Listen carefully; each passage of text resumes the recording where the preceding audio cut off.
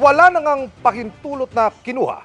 Ipinagkalat pa ng nasa koteng lalaki sa Maynila ang mga sensitibong video ng kanyang kaibigan. Ang ginamit pa sa pagpapakalat ng video, cellphone ng kanyang lola. Nakatutok si John Consulta. Exclusive!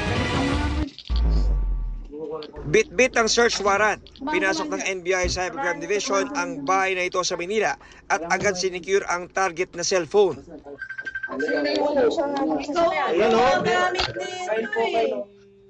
Nang makita sa cellphone ang kanilang hinahanap, inaresto ang lalaki.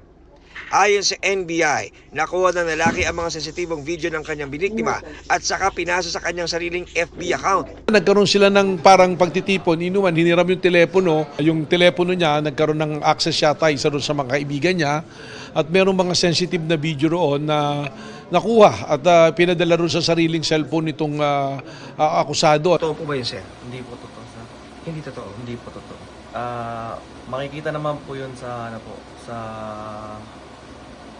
parang sa login ng sa Messenger po may login kung ako po lalaki. Wala kang cellphone? Wala po. Nanakaw po. Nagdahilan pa tong akusado na yung telepono niya na nawawala.